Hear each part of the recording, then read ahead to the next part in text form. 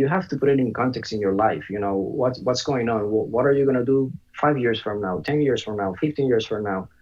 Do you have a stable job? How's your health? What assets do you have? Do you have debt? So I mean, it's an individual case every time.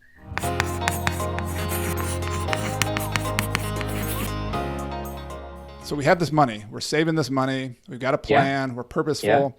Let's talk about what you do with that money, because I like that a lot of yeah, what I've seen you talk about, Jay, is you have a diversification. You not only have real estate, you've got yeah. retirement accounts. Like, what's a general plan for people when they can think about when they're saving a bunch of money?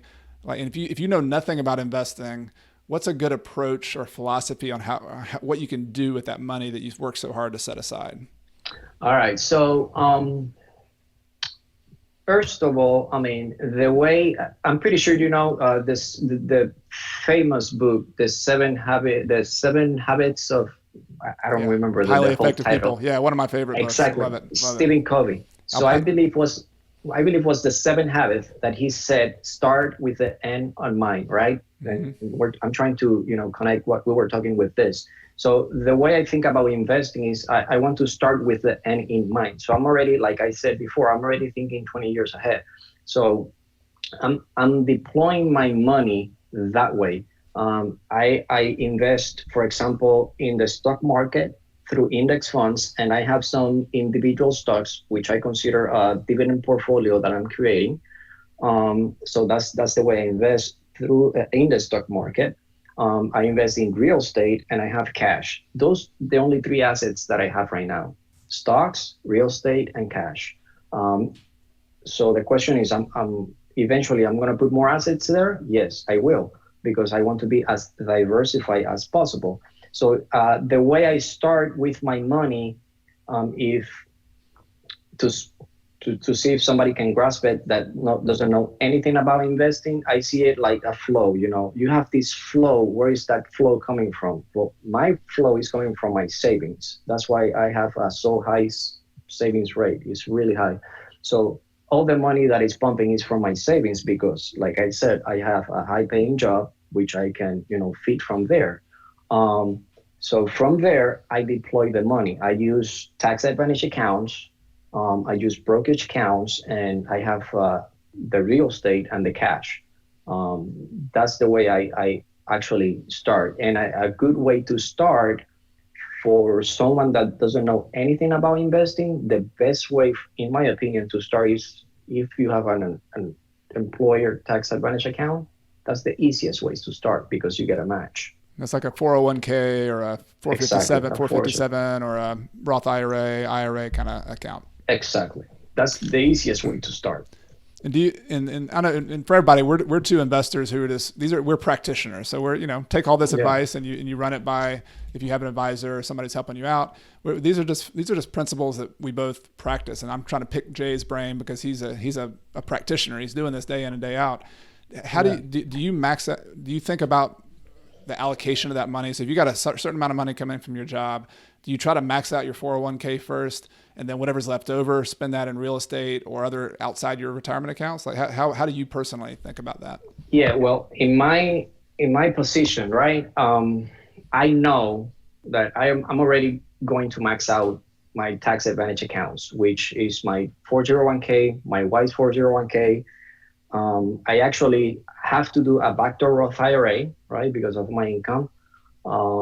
And I have a health savings accounts as well. So I already know that I am going to max that out because of my position. So that's done. Like I do it. And then the rest goes to the savings, and then I deploy it to the brokerage and to real estate, and I keep cash. Um, that's the way I do it. For somebody that doesn't know, there is so many school of thoughts.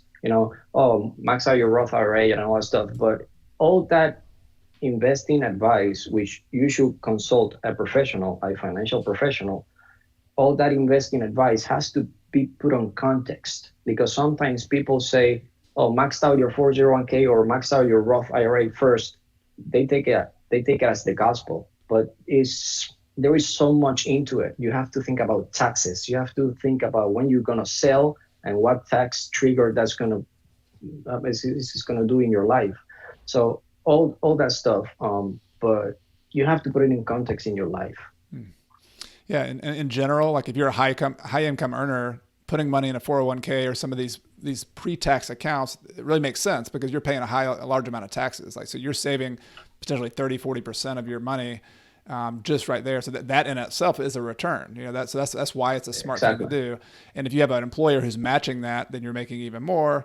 And so, I mean, I'm a big fan of retirement accounts. It makes sense. You do it. I get this question a lot though of, hey, I make less money. If I'm able to save $10,000-$15,000 per year, and I've got this 401k, I want to invest in real estate. I feel like they're competing with one another. Like I don't know which one to invest in. And I agree with you. It's really it's difficult to paint the whole picture and say, yes, you should or shouldn't do this one way or the other, because you do have to have context. And part of the context that I wrote about in my Retire Early with Real Estate book was that it also depends on what your timeline is for actually leaving your job. Like if you were and I want to hear what you think about this too, Jay, if you were somebody who was staying in your job for 20 years, you're like, I'm going to have a 20-year plan, putting in your 401k would make a lot of sense because you got a lot of time for it to compound. If you were somebody on the other hand who said 5 years from now, I'm done with my job, I'm going to go, I want to be an entrepreneur, I want to do something full time. And that's a lot of what I was. Like I started as an entrepreneur from the very beginning, getting out of college. I still put money in my 401k just because I was fortunate enough to have enough money, but I did make some choices a couple years early on where I put money in real estate and I didn't max out as much as I could have in all my various retirement accounts. And I did that because I wanted to live off that money sooner than later, 6 years from now. In a retirement account, you have to wait. It's more difficult to get your money out of those accounts. So like in an ideal world, you do both, like always, if you can do both. But there's gonna be some of you who have different situations where, the orthodox thing is always put in the 401k, but it's not always the case. I mean, real estate is a tax advantaged account as well in some ways. Yeah, exactly. It's not always the case. That's what I say. And sometimes people ask me through Instagram and all this stuff, you have to put it in context in your life. What's going on? What are you going to do 5 years from now, 10 years from now, 15 years from now? Do you have a stable job? How's your health? What assets do you have? Do you have debt? So, I mean, it's an individual case every time. And the way I learn is I didn't learn from one book, because people ask me, what is the book that I need to read? Like, oh my God, give me the answer.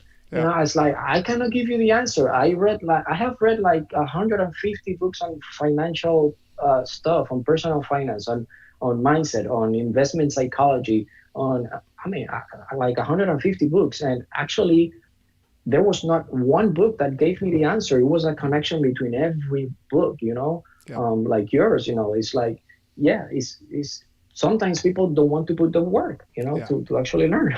That's right. Yeah, I love it. It's like you're having a conversation with 150 people. When you get to read these authors for $10, $15, I look at it as like, wow, you're gonna get that conversation with that author, and you might as well have it. As well, I have a bookshelf. Exactly. Love there you go. Yeah. Hope you enjoyed that video clip from Jay from Being Determined. If you want to hear the full podcast interview, there's a link below in the description. And I would love to hear from you in the comments section to get your ideas on the interview, any additional thoughts that you might have. If you're new here, be sure to hit that subscribe button and the little bell so you don't miss anything.